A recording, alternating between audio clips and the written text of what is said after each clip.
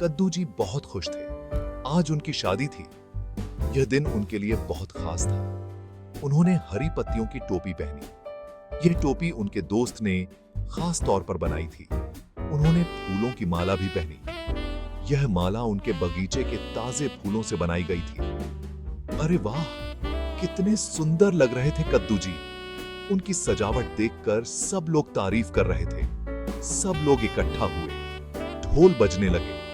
हर कोई इस खुशी के मौके पर नाचने और गाने के लिए तैयार था। शहनाई की मीठी धुन गूंज उठी। यह धुन सबके दिलों को छू रही थी। कद्दू जी बारात के लिए तैयार थे। उनके दोस्त और परिवार वाले भी उनके साथ थे। सब नाच रहे थे, गा रहे थे। यह एक बहुत ही खुशी का माहौल था। कद्दू जी भी खुशी से झूम रहे थे।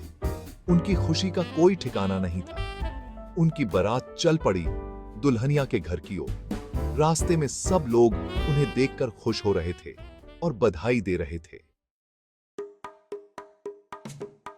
बारात धीरे धीरे आगे बढ़ी।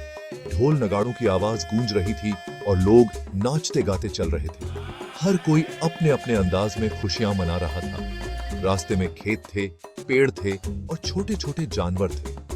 हरियाली से भरे खेतों के बीच से गुजरते हुए बारात का दृश्य और भी मनमोहक लग रहा था।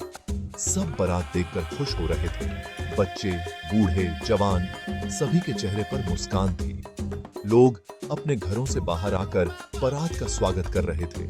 अरे देखो, एक गाय ने रास्ते में दूध गिरा दिया। यह दृश्य देखकर सब हंसने लगे। गाय भी मानो बारात का हिस्सा बन गई थी। अरे नहीं, कद्दू जी चिल्लाए, पर फिर हंस दिए। उनकी हंसी ने माहौल को और भी खुशनुमा बना दिया। थोड़ी मस्ती तो बनती है। लोग एक दूसरे के साथ मजाक कर रहे थे और हर कोई इस पल का आनंद ले रहा था। बंदर पेड़ों से उतरकर नाचने लगे। उनकी हरकतें देखकर लोग और भी खुश हो गए। बंदरों का नाचना भी इस बारात का हिस्सा बन गया था। तोते मीठी आवाज में गाने लगे। उनकी चहचहाहट ने माहौल को और भी रंगीन बना दिया। ऐसा लग रहा था जैसे पूरा जंगल इस खुशी में शामिल हो गया हो। वाह, कितना रंगीन नजारा था। हर तरफ खुशियां ही खुशियां थी। यह बारात सच में यादगार बन गई थी और हर कोई इस पल को हमेशा के लिए संजो लेना चाहता था। अचानक बारात एक नदी के पास आकर रुक गई। नदी का पानी बहुत तेज था। कद्दू जी परेशान हो गए। अब नदी कैसे पार करें? अब क्या होगा? कद्दू जी ने घबराकर पूछा। नदी पार नहीं कर पाए तो शादी कैसे होगी? सब सोच में पड़ गए। कोई उपाय नहीं सूझ रहा था। हे भगवान! तभी एक छोटा सा चूहा वहां आ पहुंचा। चिंता मत करो कद्दू जी, चूहे ने कहा, मैं तुम्हारी मदद करूंगा।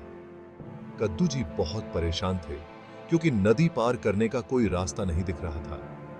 उनके साथ उनके कुछ मेहमान भी थे जो नदी के इस पार फंसे हुए थे। चूहा फुर्ती से नदी में कूदा और तैरकर दूसरे किनारे पहुंच गया। उसकी तैरने की कला देखकर सब हैरान रह गए। चूहा बहुत ही साहसी और निडर था।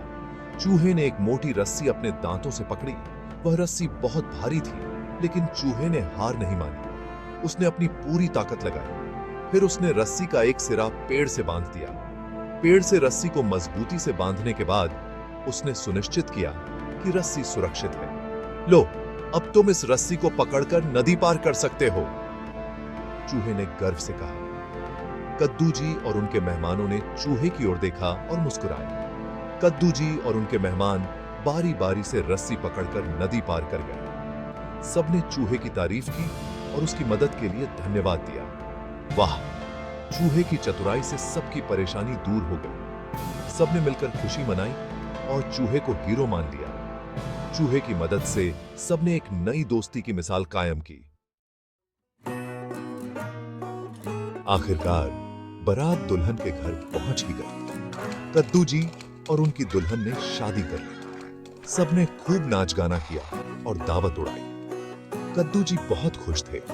उन्हें अपनी बारात की यात्रा हमेशा याद रहेगी। यह यात्रा सिखा गई कि मुश्किल समय में दोस्त हमेशा मदद करते हैं, चाहे वो कितने भी छोटे क्यों न हो।